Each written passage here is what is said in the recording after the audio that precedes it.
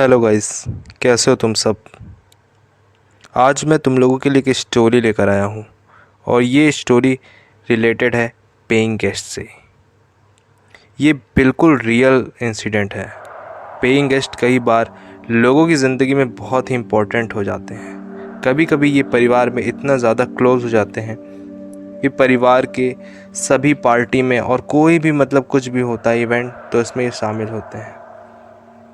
ऐसा ही इंसिडेंट है जो हमें समायरा सिंह ने साझा किया है। समायरा कैबिन क्रू मेंबर है जो बेंगलोर से है और उनके परिवार के पास 2 घर हैं। उनमें से उन्होंने एक घर पीजी के रूम में दिया हुआ है। वैसे भी आप लोगों को तो पता ही होगा कि बेंगलोर में रेंट अच्छा खासा मिलता है, और नहीं पता है तो जान जाइए। ये कहानी जनवरी 2021 की है, जब समायरा बेंगलोर वाले पीजी में रहने वाले 2 लड़कों से बात करती है। उन्होंने अचानक कॉल करके उससे कहा कि वे रूम खाली कर रहे हैं। समायरा को ये बात थोड़ी सी अजीब लगी कि अचानक से ये दोनों रूम क्यों खाली करने लगे, क्योंकि वो लड़के अच्छे परिवार से थे और हमेशा जो रेंट था वो एडवांस में दे दिया करते थे, और वो काफ़ी दिन से वहाँ रह भी रहे थे। फिर भी समायरा ने उससे कहा, ठीक है, अगर आप लोग खाली ही करना चाह रहे हो तो आप चाबी उसको दे दीजिएगा जो केयर टेकर है। और फिर उसने रूम खाली कर दिया। 1 फरवरी 2021 को समायरा जो थी उसको पता चला कि किसी ने उससे बताया कि OLX पे भी रूम जो है वो अपडेट किया जाता है। जिसके यहाँ रेंट खाली होता है वो लोग रूम OLX पर डालते हैं। तो समायरा ने भी अपने रूम को OLX पर डाल दिया था, अपने पीजी को डाल दिया था, और उसे एक लड़की का मैसेज आता है और जिसका नाम था प्रेरणा। प्रेरणा ने उससे समायरा से पूछा कि क्या आपके यहाँ रूम अवेलेबल है। प्रेरणा बेंगलोर के एक IT कंपनी में जॉब कर रही थी और 23-24 साल की थी। चैट के दौरान प्रेरणा बहुत फ्रेंडली थी। इस तरह से प्रेरणा समायरा के पीजी की नई गेस्ट बन गई। शुरुआत में प्रेरणा बहुत खुलकर बात करती थी, लेकिन जब से वो रूम में शिफ्ट हुई उसने बात करना कम कर दिया था। समायरा को लगा कि वो अपनी जॉब में बिज़ी होगी। ऐसे ही अब उनकी बात थोड़ी कम होती थी। तो समायरा भी सोचती थी कि हो सकता है बिज़ी हो अपनी लाइफ में, और वैसे भी रेंट जो ओनर होते हैं वो कम ही बात करते हैं। 15 मार्च को समायरा के घर में शादी का फंक्शन था। तो समायरा की फैमिली वाले और समायरा सब, उन लोग के यहाँ उसी सिटी में ही 2 घर थे। तो उस वाले घर में जिसमें पीजी था, उस वाले घर में नहीं, दूसरे वाले घर में वहाँ पर इवेंट था। तो समायरा ने सोचा कि प्रेरणा को भी इनवाइट कर लिया जाए, और उसने उसको इनवाइट किया। प्रेरणा भी बहुत खुश हुई। प्रेरणा को समायरा दीदी बुलाती थी क्योंकि वो छोटी थी, और प्रेरणा जो थी वो समायरा से 2-3 साल बड़ी थी। तो उसने उसको भी इनवाइट किया, और समायरा के यहाँ उसके फ्रेंड आए। सारी गर्ल्स फ्रेंड जो होती हैं, आप लोगों को तो पता है इवेंट में अगर लड़कियाँ आ जाती हैं तो मज़ा ही आ जाता है बिल्कुल, क्योंकि बातचीत होते हैं, फंक्शन होते हैं, फैमिली फंक्शन होते हैं, सब कुछ होते हैं, और उनमें अगर ग्रुप हो जाता है गर्ल्स का तो क्या ही बात है। प्रेरणा भी उसके शादी के फंक्शन में आई, लेकिन उसकी हरकतें जो थी थोड़ी सी अजीब सी थी। वो सबसे बहुत अच्छे से बात करती थी और सब लोग उससे भी बहुत अच्छे से बात करते थे। उसके बाल बहुत लंबे थे, यहाँ तक कि उसके बाल कमर से नीचे थे। जो भी लड़की या उनके यहाँ जो भी लोग देखते थे वो बोलते थे, अरे इसके तो बाल बहुत लंबे हैं, और सभी लोग उसके बाल की तारीफ़ किया करते थे। प्रेरणा को ये सब सुन के बहुत अच्छा लगता था और उसके चेहरे पर भी ब्लश आ रहा था। सब कुछ नॉर्मल, सब कुछ ठीक था, और ये फंक्शन भी 2-3 दिन का था। आप लोगों को तो पता ही है शादी का फंक्शन 2-3 दिन का होता है। सब चीज़ ठीक चल रहा था, लेकिन समायरा को एक बात खटक रही थी कि जो प्रेरणा थी वो दिन भर रहती थी फंक्शन में, लेकिन जैसे ही रात होता था वो पता नहीं कहाँ गायब हो जाती थी, और वो कोई भी फंक्शन में नहीं आती थी, और रात में उसका बिहेवियर थोड़ा रूडली हो जाता था। ऐसा ही उसने 2-3 दिन देखा, लेकिन उसने सोचा कि हो सकता है ऐसी कोई बात हो। शादी के फंक्शन के दौरान प्रेरणा बहुत सुंदर लग रही थी। उसके बाल बहुत लंबे थे तो उस घर के सारे लोग उसकी बाल की तारीफ़ कर रहे थे। एक दिन प्रेरणा जो थी वो बैठी हुई थी और एक आंटी आई।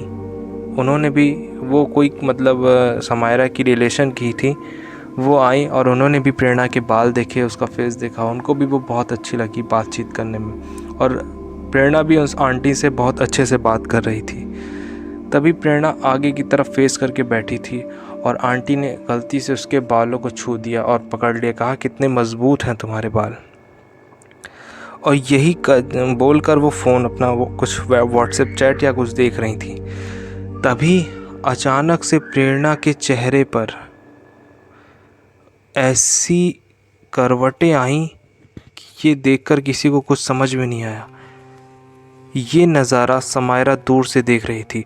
उसकी आँख बिल्कुल लाल हो चुकी थी और उसने जैसे ही अपनी गर्दन पलटी, उसके बाल हल्के हल्के से हवा में उड़ने लगे थे और उसकी आंखें बिल्कुल लाल, चेहरे पे बहुत ज़्यादा गुस्सा। पूरा चेहरा ही लग रहा था कि उसका चेहरा ही बदल गया हो। लेकिन वो आंटी इतना नोटिस नहीं की थी क्योंकि वो फ़ोन में बिज़ी थी। फिर उसकी थोड़ी देर बाद उन्होंने जैसे ही बाल छोड़ा, वो नॉर्मल हो चुकी थी और सब ठीक चल रहा था। घर में फैमिली फंक्शन हो रहा था। बस तभी 2-3 बच्चे आ गए छोटे छोटे, और उन्होंने भी बोला, अरे दीदी के बाल कितने बड़े हैं, कितने लंबे बाल बड़े हैं। वो भी उसके बालों की तारीफ़ कर रहे थे। और तभी किसी बच्चे ने गलती से, छोटी लड़की ने उसके बालों को हाथ लगा दिया। लेकिन इस बार प्रेरणा जो थी वो आगे बढ़ चुकी थी। उसने तुरंत ही अपना चेहरा पलटा और उसे घूर कर बोला, पागल लड़की, तूने मेरे बाल को हाथ कैसे लगाया। ये बोलते ही सब लोग वहाँ पर जो थे वो सब के सब चौंक गए और सब प्रेरणा को एक तरफ से देखने लगे। प्रेरणा की आंखें बिल्कुल लाल हो चुकी थी और उसकी हालत बहुत ख़राब हो गई थी। अब वो प्रेरणा नहीं लग रही थी, जैसे लग रहा था अब वो कोई और ही लड़की है। और उसने उस छोटी सी लड़की को थप्पड़ ही थप्पड़ चाटे ही चाटे गाल पे देने लगे। उसके बाल उखाड़ के मारने लगी। ये सब देखकर वो छोटी लड़की की मम्मी पापा आकर उसको बचाए और बोले, ये क्या तमीज़ है, बदतमीज़ कहीं की, छोटी बच्ची को ऐसे मारना चाहिए, उसने तो तुम्हारे बाल को छू ही दिया, इसमें क्या हो गया।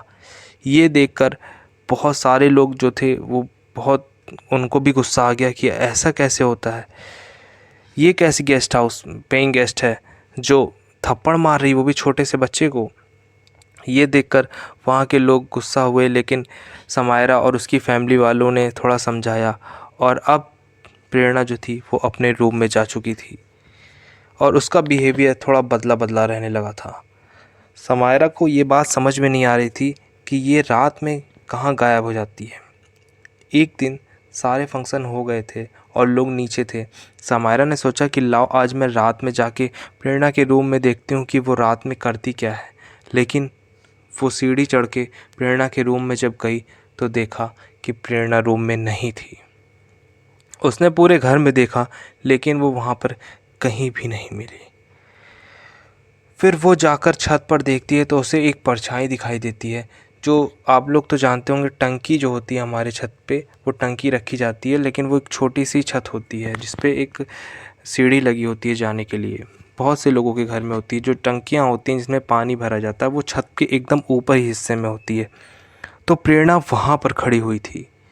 समायरा ने सोचा कि लाओ मैं प्रेरणा को बुलाती हूँ, देखती हूँ यहाँ पे ये क्या कर रही है। तो सीढ़ी, लोहे वाली सीढ़ी पे चढ़ के जाती है और जैसे ही उसका फेस एकदम ऊपर पहुंचता है तो उसका पैर उसको दिखाई देता है और वो अपने बाल खोल के खड़ी थी और उस तरफ देख रही थी। सामने चंद्रमा की रोशनी उस पर पड़ रही थी और चंद्रमा उस दिन आधा निकला हुआ था। लेकिन ये देख के ही समायरा की हालत ख़राब हो गई थी कि वो एक कौवे से बात कर रही थी और उसके पैर तो इसी तरफ थे लेकिन उसका फेस वापस उसी चंद्रमा की तरफ ही था। वो उधर ही देख रही थी लेकिन उसके पैर इस तरफ उल्टे थे। ये देख के समायरा को कुछ समझ में नहीं आया और वो वापस वहीं से गिर पड़ी। लेकिन ये बात प्रेरणा को पता नहीं चली कि कोई उसे जासूसी कर रहा है और कोई उसे देख रहा है। समायरा दबे पाँव से नीचे की ओर भागी और जल्दी से नीचे भाग के जाकर ये बात अपनी एक फ्रेंड आराध्या से बताई। आराध्या को भी कुछ समझ में नहीं आ रहा था कि ये क्या चीज़ है। उसने भी बालकनी से झांक कर देखा तो समायरा उसी कौवे से बात कर रही थी और उसकी चेहरा जो उसका चेहरा था वो भी बिल्कुल अजीब सा, बिल्कुल सफ़ेद सफ़ेद लग रहा था, जैसे लग रहा था वो कोई लड़की नहीं कोई बूढ़ी औरत हो। ये देखकर आराध्या की भी हालत ख़राब हुई, लेकिन ये सब बातें इन दोनों ने आपस में शेयर की और किसी से नहीं बताया। सोचा कि फैमिली फंक्शन पहले हो जाए कंप्लीट सब कुछ अच्छे से, उसके बाद इस बात का डिस्कस किया जाएगा कि ये क्या चीज़ है।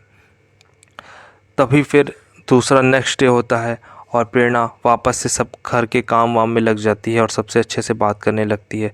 सब लोगों ने ये सोचा कि जाने दो, हो सकता है मूड ख़राब हो इसलिए मार दिया हो बच्चे को, लेकिन सब लोग माफ़ कर देते हैं उसको, ये बात कोई ध्यान नहीं रखता और वो फिर से काम वाम में लग जाती है। लेकिन समायरा के मन में अभी भी वही बात चल रही थी कि रात में जो उसने देखा था वो बर्दाश्त नहीं कर पा रही थी कि ये कैसे हो सकता है। वो सोचती है कि लाओ मैं जाके इसका प्रेरणा का रूम जाके चेक करती हूँ, मुझे वहाँ पर क्या मिलता है। वो चोरी से उसके रूम में जाती है और उसका बैग चेक करती है। जैसे ही उसका बैग चेक कर खोलती है उसमें वो अजीब अजीब तरह की चीज़ें, नाखून, बाल, कपड़े और कोई 15-20 तरह की इत्र और छोटी छोटी सी हड्डियाँ, छोटी छोटी सी उंगली, मिर्चें, नींबू, लाल रंग, ये सब देख के उसकी हालत ख़राब हो रही थी और वो उसको समझ में नहीं आ रहा है ये क्या सारी चीज़ें, ये सारी चीज़ें क्या है। और उसी बैग में एक पोटली रखी हुई थी जिसमें जैसे लग रहा था किसी की खोपड़ी हो छोटी सी। और जैसे ही वो पोटली खोलने की कोशिश कर रही थी तभी पता नहीं कहाँ से खिड़कियों की आवाज़, बहुत ज़ोर से हवा चलने लगी और खिड़कियाँ खुलने बंद होने लगी और जो कमरे की लाइट थी वो ऑन ऑफ होने लगी। ये सब देख के समायरा की हालत ख़राब हो गई और वो उन सारी चीज़ों की वीडियो बनाई और अपने बड़े पापा को भेज दिया।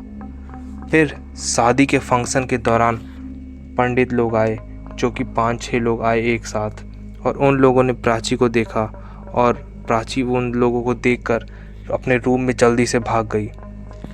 और उन पंडितों में एक हेड थे जो सबसे मेन थे और जो लोग थे 4 उनके असिस्टेंट थे।